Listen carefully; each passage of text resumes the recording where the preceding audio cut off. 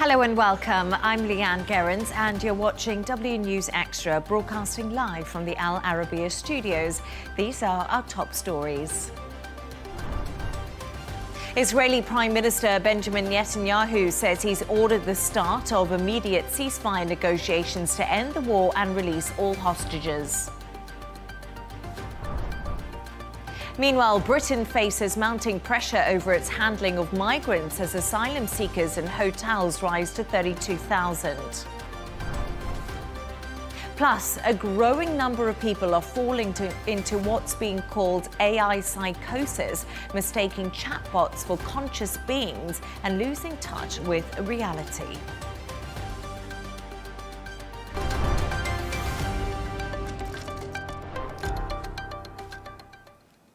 Now, Israeli Prime Minister Benjamin Netanyahu says he's ordered the start of immediate ceasefire negotiations to end the war and release all hostages. It comes after Palestinians began fleeing parts of Gaza City as Israel started the first stages of a planned ground offensive following days of intense bombing. To discuss this and all of today's stories, I'm joined by correspondent and columnist Gemma White and Dr. Eli Al-Hindi, chairperson of the Department of Security and Strategic Studies at the American University in the Emirates. Before we get started, congratulations on the new position, Dr. Eli. We're all very proud of you. Let's go back to the latest from Benjamin Netanyahu saying, ceasefire negotiations should begin again immediately and the release of all hostages. This is kind of the news that we've all really been waiting for. I'm not sure how much news it is.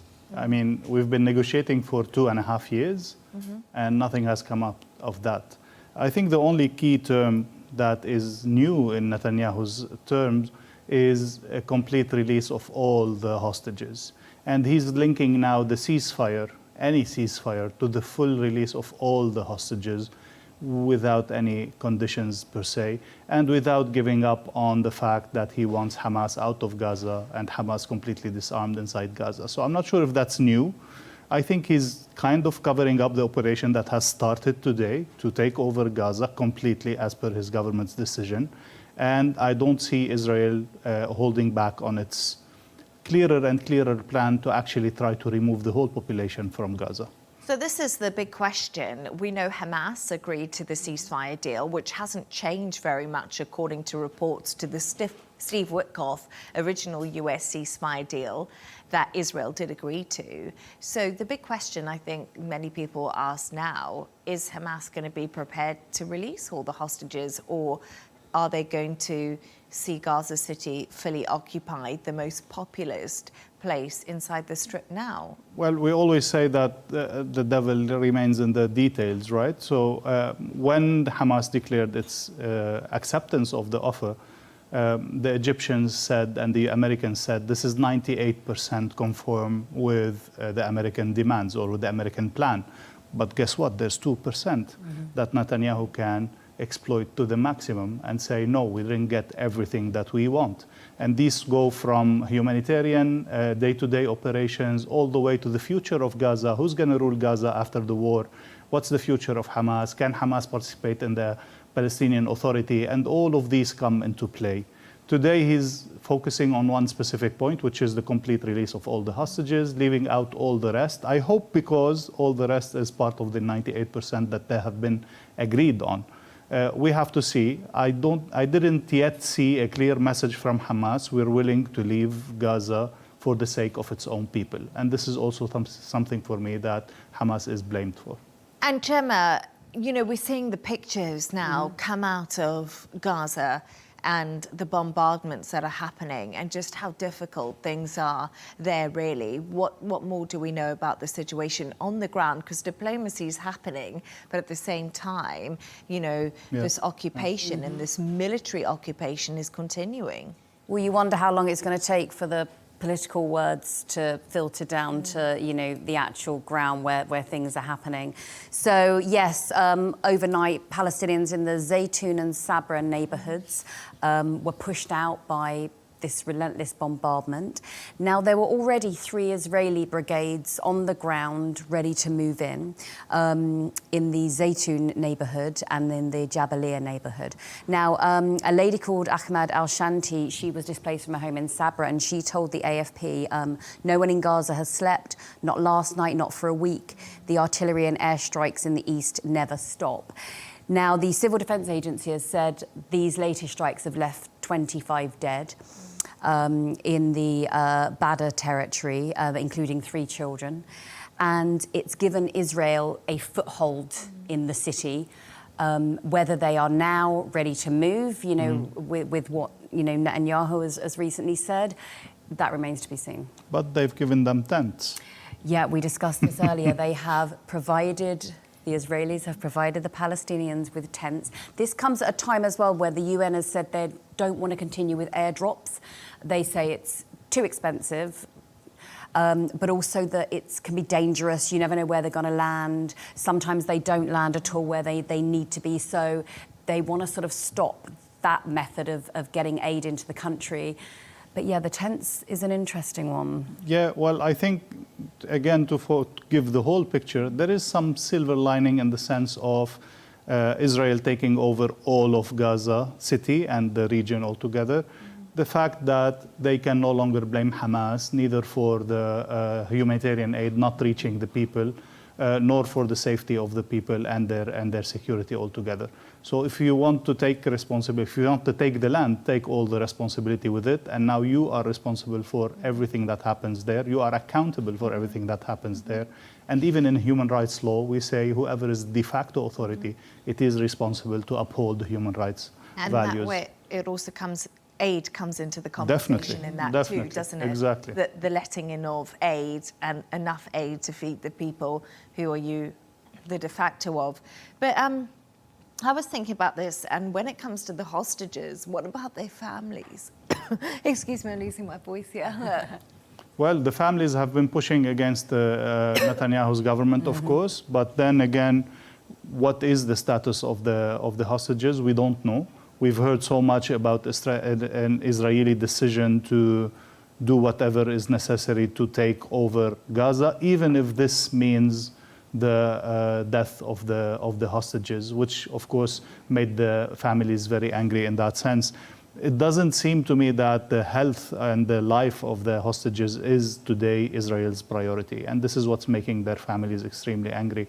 It seems that the long-term plan and even the wish that the Palestinian people would be removed completely out of Gaza is still the long-term strategy of the Israeli government under Netanyahu.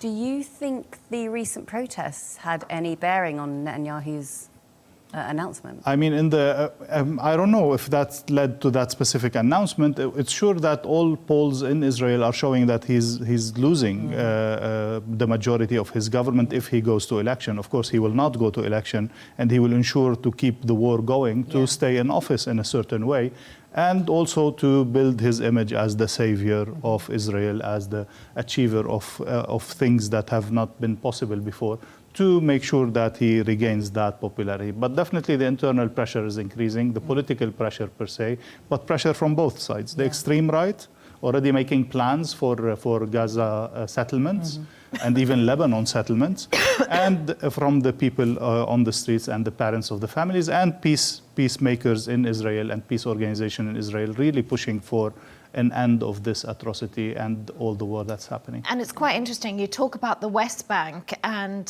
the Israeli ambassador to the UK has been summoned to the Foreign Office today. So, you know, there's many countries now coming out too, if we think about it, against the West Bank occupation that could be happening.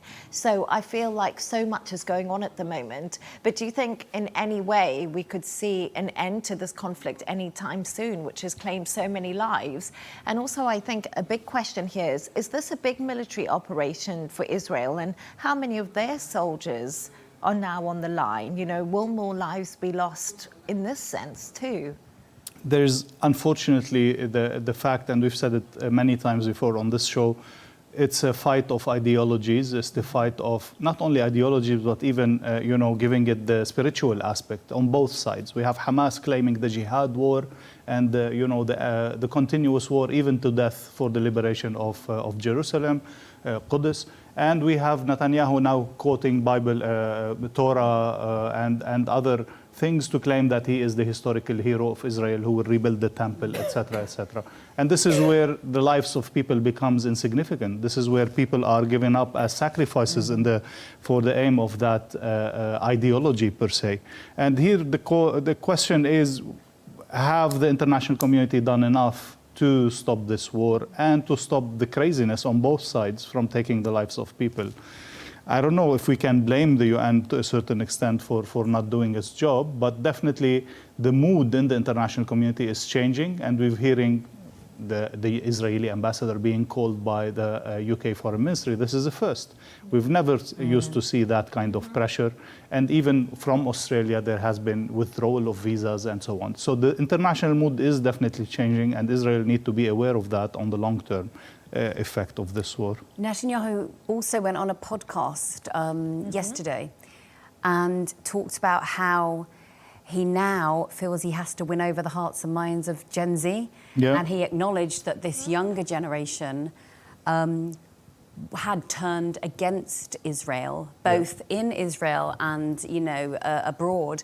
And that was almost a priority for him, to start to talk to the younger generations and to try and win back their approval, which I found very interesting. Yeah. So he's obviously aware of the pressure internationally, because when you do speak to, Israeli ministers or former spokesperson, they seem to try to ignore that pressure or push back on it, saying that it is the countries recognising a Palestinian state which is making negotiations worse. But clearly Netanyahu is thinking about this in his mind's eye. Thank you so much for your thoughts right there. Stay right there as we move on to another story now.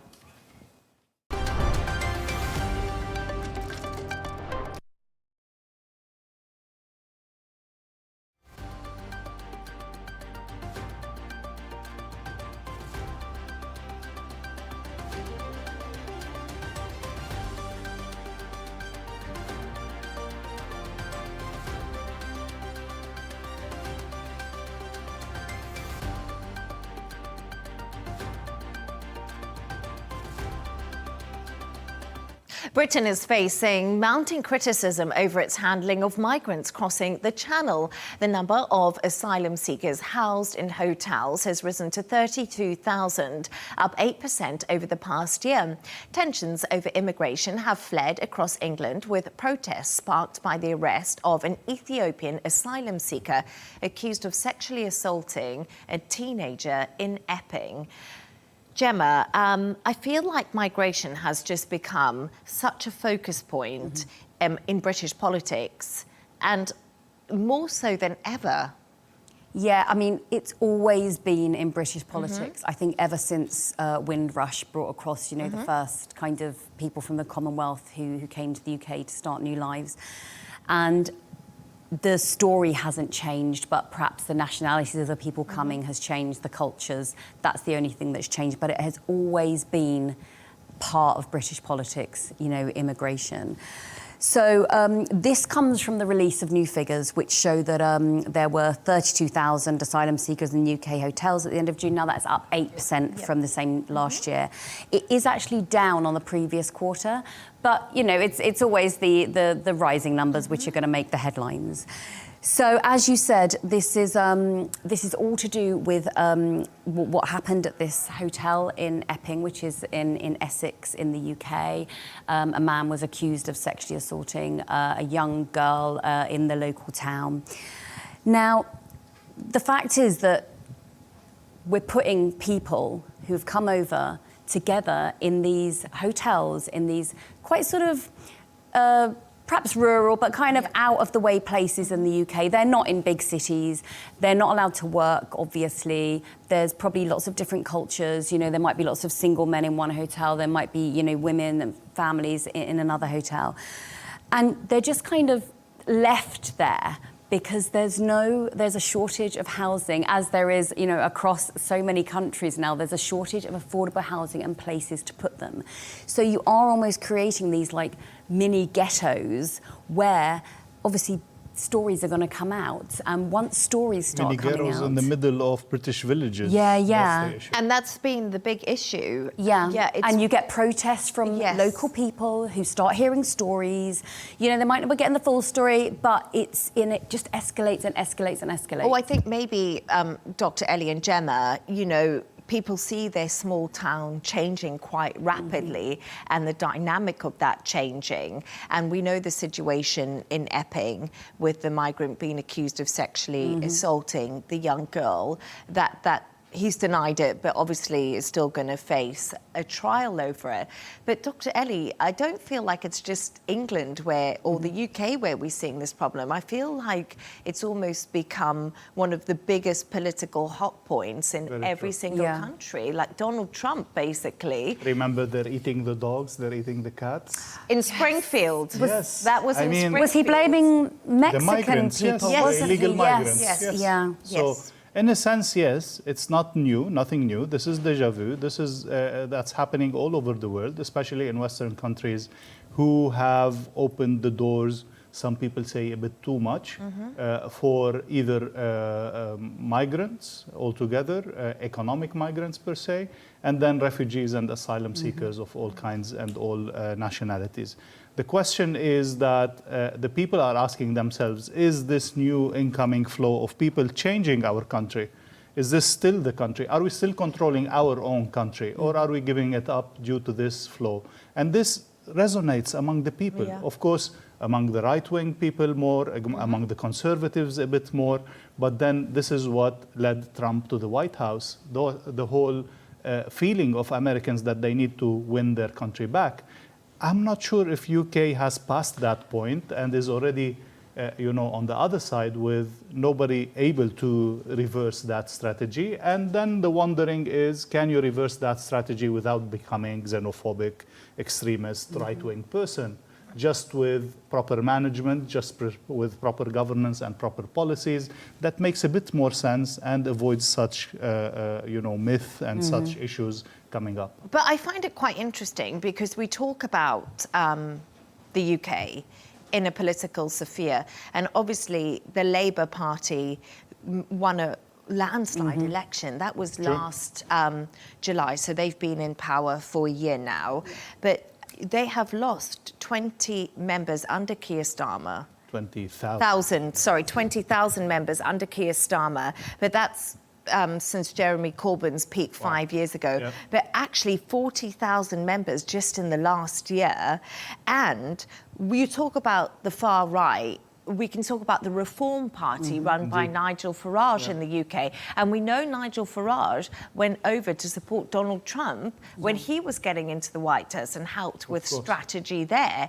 So, have both of these parties now jumped on this idea, and this is what's driving, the change of political allegiance? Because when you look at the figures when it comes to the Reform Party in the UK, it's actually younger people who are joining it, which, you wouldn't expect. You'd expect it to be the older generation. It's the same for AfD in Germany, it's the same for Le Pen in France, it's the same trend. Again, it's very clear political move and political reaction to a fact and to a reality.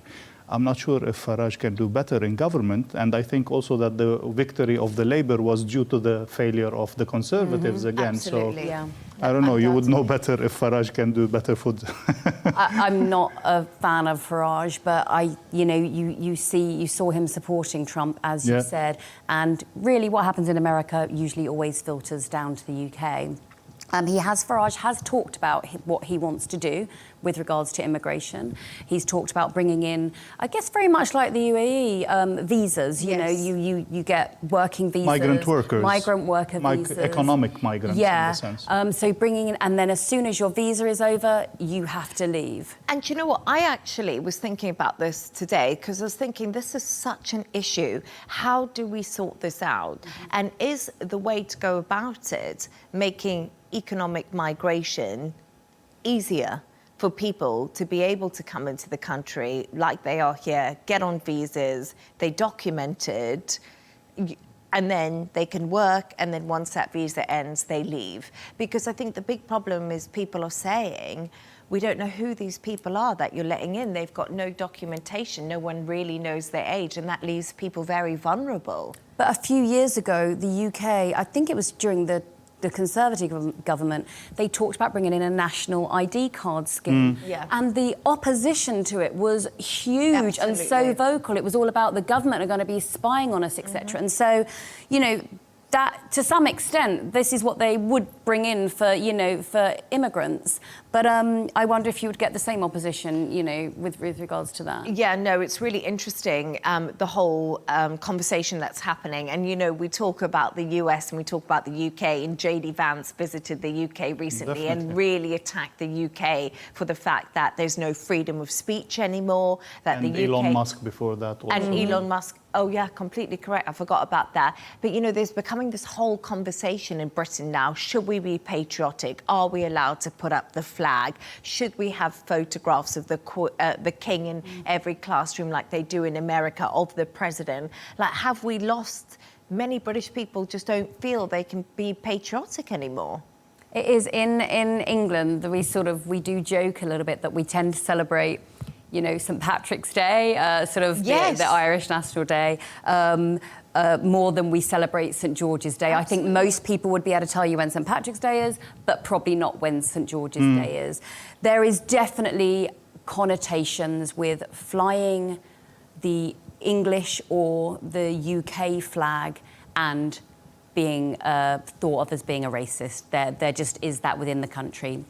The flag, which is horrific, right? But I think it's tied into obviously past colonialism. Obviously, the history is there, but yeah, they've not been able to kind of shake off that notion that you can be proud, you can fly a flag. It doesn't mean you hate anyone or don't want anyone to come, but you can just take pride in your country. But I think we're a very long way from that. I think it's problematic when we move into the fact that in order to protect the minority, we discriminate against the majority. This is a huge issue. This is the whole woke issue in the US. This is the whole controversy around these things. As long as you are not hurting anyone or calling or inciting to violence or calling for hate speech, you should be allowed to think and do whatever you want within the limitations of the law. And we cannot, even a party like Farage or other who say we don't want any migration. This is not racism. This is a policy choice. And as long, again, as they are not inciting to violence, this should be allowed. This should be normal. People should take pride in their country, should love their country, should fly their flag wherever they can. This is, for me, something that is completely normal. And otherwise, then we are going in the wrong direction. And I think, Dr. Ellie, both points that you raised is why this conversation is picking up so much popularity. But thank you so much for your thoughts on that. Let's move on to something else now. Russia has stepped up its aerial assaults on Ukraine, launching nearly 600 drones and dozens of missiles overnight in one of the biggest barrages since the invasion began. President Volodymyr Zelensky says the strikes hit civilian targets and even a US business in western Ukraine. The attacks were so close to the Polish border that Warsaw scrambled fighter jets to protect its airspace. So, Dr. Ellie, these attacks seem to be ramping up pretty significantly. And does it... As predicted. You think, okay, we've had this conversation before, but why? Why as predicted? First, I wonder if hitting that US business was intentional or by mistake, because Putin is known to send such messages. He's that kind of person and that kind of leader, unfortunately. The intensification of the attacks, again, is normal negotiation behavior. Acceptable or not acceptable, ethical or not, this is a different debate, but it is definitely a normal, expected negotiation tactics. Leave your opponent under pressure, increase the pressure as much as possible before you sit on a negotiation table. So when you sit, you would have the upper hand, you would have all the cards that you can. But doesn't it just make the Alaska meeting with Donald Trump just seem a little bit like a farce? Not at all. Does Donald Trump probably think, he's completely ignored everything we've spoken about. I think Putin is genuinely seeking peace because he is tired from this war. His economy is tired from this war. The Russian people is tired from this war. So he does want to go for peace. And Trump was able to, harvest this and push towards a bilateral meeting or towards that. But definitely, this does not mean that Putin is willing to give up on the things that he has set as targets. And on the three, again, conditions that he mentioned, and he repeats, no soldiers on the ground, no Western soldiers, no NATO soldiers on the ground, no membership of NATO, and definitely no return of Donbass and Crimea to Ukraine. So basically, he's not changed at all. No. Everything he wanted, he's determined to get. And this is... Not everything. He will accept Ukraine as a country. He will accept Ukraine's right to existence. Bravo. We have to thank him for that, I guess. Yes. Yeah, because it'll be so interesting to see if they go and sit at a table together, Zelensky and Putin. And as Dr. Eli said, that could be the possible compromise. The fact that, he is sort of legitimizing, Zelensky, who he says is completely irrelevant in many ways. But what an awkward conversation. Can you just imagine? Like it's just he calls him through his foreign minister Lavrov, he calls him the so-called leader of Ukraine. Yeah, and obviously he's called the UK, Germany, France, the so-called coalition of the willing. So you do feel like he's sort of smirking into his hand a little bit as he says these things. But I do wonder if Putin will ever sit down opposite Zelensky, because does that legitimize Zelensky as a world leader when, he's calling him so-called?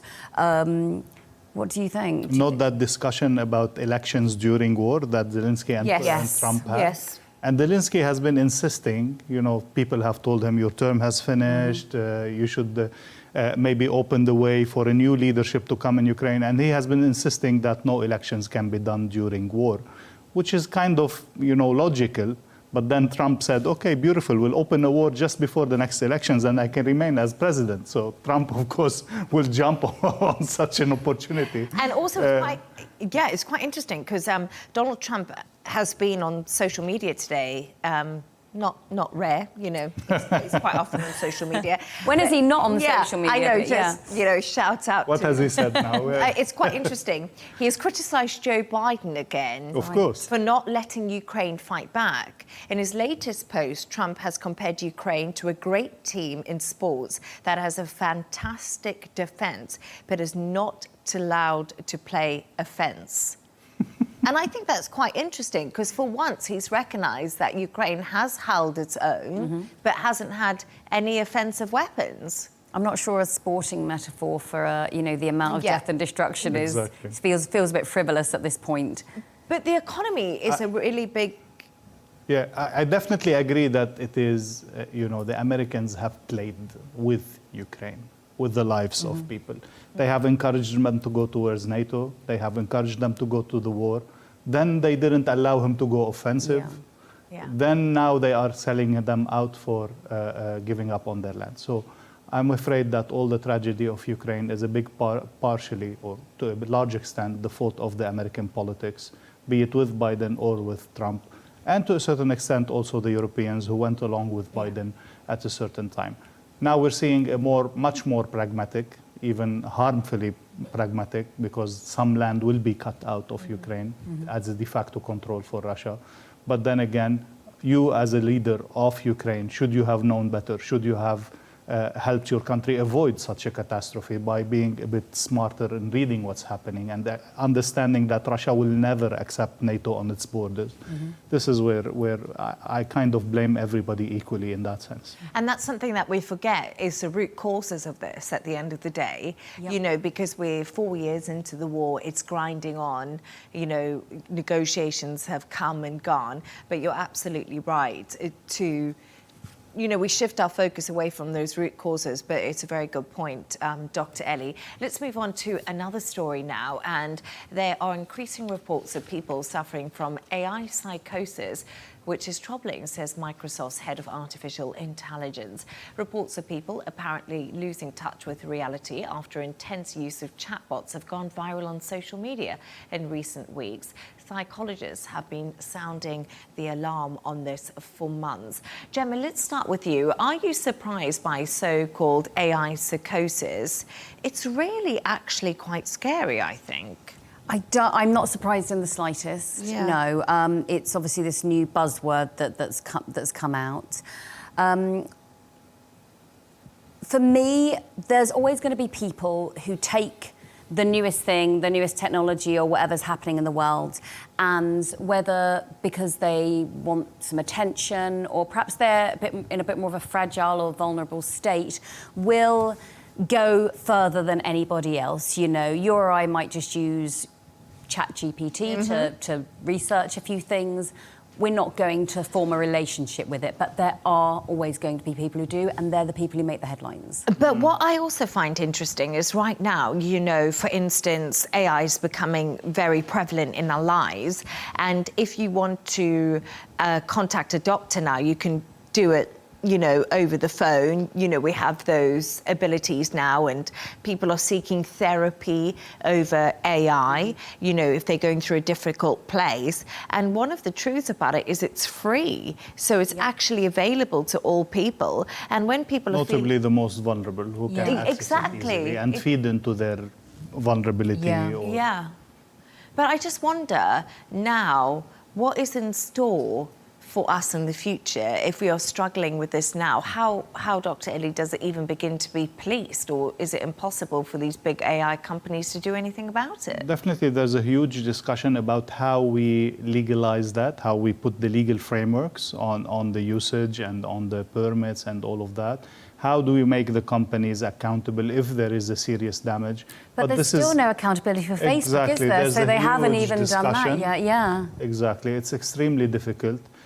Otherwise, again, we would have held accountable the creator of the TV or the creator of the internet, because a lot of damage has come out of that in a certain way. So it is an extremely difficult thing. I guess people will adapt. We will always have, as Gemma was saying, the vulnerable people who will be victims of their vulnerability and who are lured in, if I may say, into more and more disastrous situation. We've seen not only medical advice, we've seen legal advice go wrong. A guy suing his company for compensation because they fired him, and then he lost all his money in that suit.